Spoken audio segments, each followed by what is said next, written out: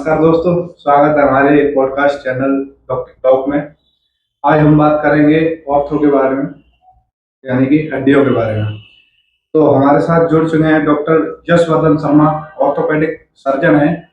और सर ने जो MS ऑर्थो किया है वो KGMU लखनऊ से किया है। तो हमारे साथ जुड़ चुके हैं डॉक्टर यशवर्धन शर्मा जी। नमस्कार सर। नमस्कार। कैसे हैं सर आप? सर तो आज हमें बताइए सर, हमारे दर्शकों को, कि आजकल घुटने का दर्द इतना कॉमन क्यों है? देखिए, घुटनों का दर्द बेसिकली आर्थराइटिस उसका मेन रीजन होता है। आर्थराइटिस होता क्या है, जैसे ही हमारी ऊपर की और नीचे की जो हड्डी होती है, इसके बीच में एक नॉर्मल गैप होता है जो सब में होता है। आर्थराइटिस में ये धीरे धीरे गैप कम होने लगता है। एक एज रिलेटेड प्रॉब्लम है, लेकिन आजकल इसके केस बढ़ने जो लगे हैं, उसका मैं मानता हूँ दो मेन रीजन है। पहला रीजन उसका है लैक ऑफ एक्सरसाइज। जो लोग एक्सरसाइज नहीं करते हैं, फिजिकल एक्टिविटी हमारी बिल्कुल बंद हो चुकी है, उस वजह से हमारे जॉइंट की कंडीशनिंग नहीं हो पाती, मसल्स वीक रहती हैं, वो कहीं ना कहीं आर्थराइटिस का एक कॉज बनता है। और दूसरा उसका जो मेन रीजन है वो है ओबेसिटी, यानी कि मोटापा।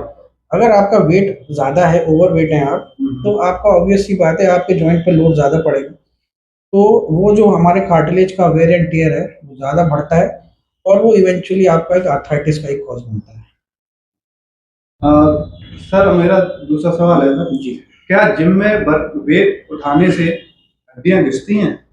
देखिए, जिम में वेट उठाने से हड्डियां नहीं घिसती हैं, बल्कि आप अगर फिजिकल एक्टिविटी कर रहे हैं तो वो आपके जॉइंट के लिए अच्छा है। आपका जो एक्सरसाइज आप कर रहे हैं वो आपके मसल को, आपके जॉइंट को स्ट्रेंथन करता है और आर्थराइटिस का रिस्क कम करता है।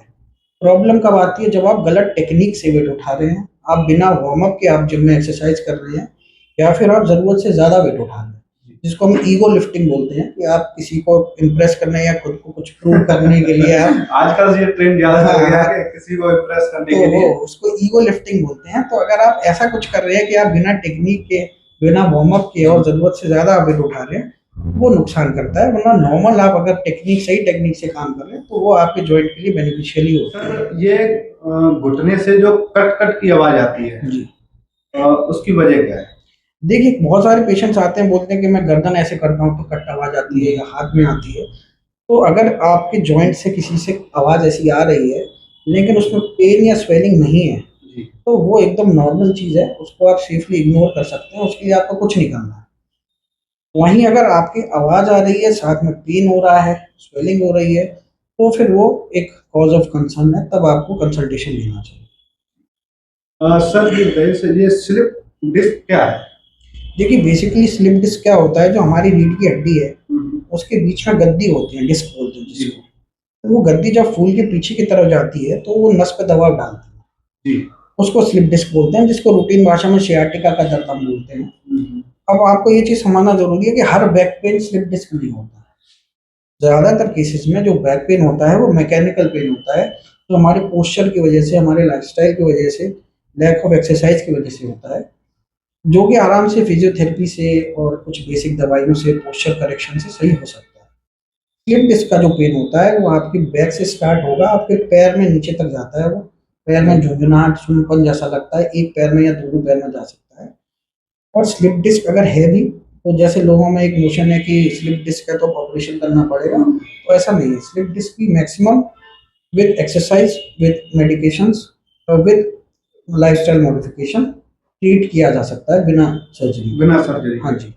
और इसमें सर सर्जरी की जरूरत कब पड़ती है? सर्जरी की ज़रूरत कब पड़ती है, जब इतना ज़्यादा कंप्रेशन है, आप MRI करवाते हैं, उसमें इतना सीवियर कंप्रेशन आपको लगता है, और जो आप रूटीन ट्रीटमेंट चलाते हैं वो 3 से 4 हफ्ते चल गया, पेशेंट को कोई आराम नहीं मिला, उसका सुन्नपन कहीं न कहीं बढ़ता चला जा रहा है, या फिर उसके पैर में वीकनेस आना शुरू हो जाती है, अगर वो एक इंडिकेशन है कि आपको सर्जरी के बारे में सोचना है। ये बताइए सर, जैसे जो आजकल घुटनों का दर्द नॉर्मल हो गया है, हर किसी के हो रहा है, तो घुटने के दर्द में गर्म मालिश करनी चाहिए या ठंडी मालिश? देखिए, ये बेसिक एक डिफरेंस आपको समझना है। अगर आपकी तुरंत की चोट है, आपका पैर ट्विस्ट हो गया, कोई चोट लग गई, गिर गए, तुरंत की जो चोट होती है कहीं पे भी हो, उसमें हमेशा ठंडी सिकाई आपको करनी है, बर्फ से या फिर आइस पैक से। ठंडी सिकाई जो है वो तुरंत की चोट में, तुरंत की स्वेलिंग जो आती है उसमें बहुत ज़्यादा इफेक्टिव होती है।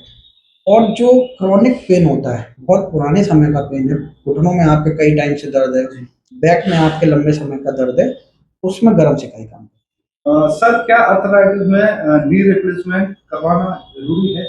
बिल्कुल जरूरी नहीं है। देखिए, मैक्सिमम केसेस जो आर्थराइटिस के होते हैं, ऑस्टियो आर्थराइटिस के, उसमें विद फिजियोथेरेपी, लाइफस्टाइल मॉडिफिकेशन से, कुछ बेसिक मेडिकेशन से मैक्सिमम केस को मैनेज किया जा सकता है। इसमें इतना रिलीफ आपको हो जाता है कि आप अपने डे टू डे काम कर सकते हैं, और आप रिप्लेसमेंट से बच जाते हैं। रिप्लेसमेंट एक हमारा लास्ट ऑप्शन होता है, जब जो कंजर्वेटिव ट्रीटमेंट है वो फेल हो जाता है, उससे आपको बिल्कुल रिलीफ नहीं मिल रहा है, आप अपने बिल्कुल डे टू डे एक्टिविटी करने में बिल्कुल असमर्थ हैं, उस केस में हम रिप्लेसमेंट का सोचते हैं। वरना जनरली रिप्लेसमेंट की ज़रूरत नॉर्मली नहीं पड़ती है, अगर आपने टाइमली ट्रीटमेंट स्टार्ट कर दिया है तो। सर ये सर्वाइकल पेन और बैक पेन से बचने के लिए क्या करना चाहिए? ये सर्वाइकल पेन और बैक पेन का जो मेन कॉज है वो मैकेनिकल है। मैकेनिकल मतलब आपका पोस्चर, गलत पोस्चर की वजह से मैक्सिमम केसेस में पेन होता है। जैसे आजकल जो है लॉन्ग सिटिंग जॉब्स हैं लोगों के, बहुत लंबे समय तक आपको लैपटॉप पे, कंप्यूटर के आगे बैठना पड़ता है, तो वो कहीं ना कहीं गलत पोस्चर में आप बैठते हैं, तो वो एक बैक पेन का या सर्वाइकल पेन का कॉज बनता है। और जैसे आपने देखा होगा, ये फिरोजाबाद वाली बेल्ट में आपका चूड़ी का बहुत काम होता है, तो वहाँ के जो वर्कर्स आते हैं, जो, तो उनका मेन कंप्लेन यही होती है कि उनको बैक पेन बहुत रहता है, और मेन कॉज वही है कि बहुत लंबे समय तक उनको झुक के काम करना है। तो सर्वाइकल पेन और बैक पेन से बचने के लिए आपको एक तो रेगुलर एक्सरसाइज, जिससे आपकी मसल स्ट्रेंथनिंग हो, और दूसरा करेक्ट पोस्चर। सर फ्रैक्चर होने के तुरंत बाद क्या करना चाहिए? अगर आपके आसपास किसी को चोट लगी है, आप सस्पेक्ट कर रहे हैं कि उसको फ्रैक्चर हो सकता है, तो एक तो आपको सबसे इम्पोर्टेंट है उस पार्ट का मूवमेंट आपको रोकना है। तो उस पार्ट को ज़बरदस्ती सीधा करके खींचने की कोशिश नहीं करनी है। आपको कोई भी चीज़ आपको घर में मिल जाए, या लकड़ी का कोई आपको टुकड़ा मिल जाए, या फिर कार्डबोर्ड मिल जाए, मैगजीन मिल जाए, न्यूज़पेपर को रोल करके उस पार्ट पर लगा के आप उसको क्रेप बैंडेज या कपड़े से बांध सकते हैं। उससे क्या होगा, उस पार्ट का मूवमेंट रेस्ट्रिक्ट हो जाएगा, पेशेंट को काफ़ी हद तक आराम मिलेगा। दूसरी चीज़, उस पार्ट को आपको थोड़ा ऊंचा करके रखना है, एलिवेट करके रखना है, जिससे स्वेलिंग ना आए। तीसरी चीज़, अगर आपको लगता है उधर से कहीं से आपको ब्लीडिंग अगर आपको दिख रही है, तो एक साफ क्लीन कपड़ा लेके उस पर रख के और उस पर सस्टेन प्रेशर डाल के आपको रखना है, जिससे ब्लीडिंग रुक जाए। ये सब चीज़ें आपने करनी है, तब आप उसको सेफली आप शिफ्ट कर सकते हैं अपने नियरेस्ट हॉस्पिटल में, जिससे उसका आगे का ट्रीटमेंट स्टार्ट हो। ये पब्लिक और यूथ के लिए आपका क्या मैसेज है? देखिए, हेल्दी बोन्स, हेल्दी जॉइंट्स के लिए हमेशा याद रखिए, regular exercise, correct posture, healthy diet और वेट कंट्रोल। अगर ये सब चीज़ें आप कर रहे हैं, तो आपकी बोन्स हेल्दी रहेंगी, आपके जॉइंट्स हेल्दी रहेंगे। और अपने पेन को आप कभी इग्नोर ना करें, हमेशा उसको कंसल्टेशन में, और उसको कभी पेन को इग्नोर ना करें। ये बात ध्यान रखनी है, आपको अपने पेन को इग्नोर नहीं करना है। सर हमारे दर्शकों को बताइए कि जैसे आप कंसल्ट लेना हो आपका, तो कहाँ आना हो? बिल्कुल, मेरा क्लिनिक शमशाबाद रोड पे द्वारका ग्रैंड स्ट्रीट नाम का मार्केट है, मधुसूदन पेट्रोल पंप के बगल में, वहाँ पे आप आ सकते हैं। इसकी डिटेल्स आपको नीचे कमेंट्स में आपको हम टैग कर देंगे। Thank you sir, thank you so आपने मच। इतना टाइम देने के लिए thank you so much sir. Thank you.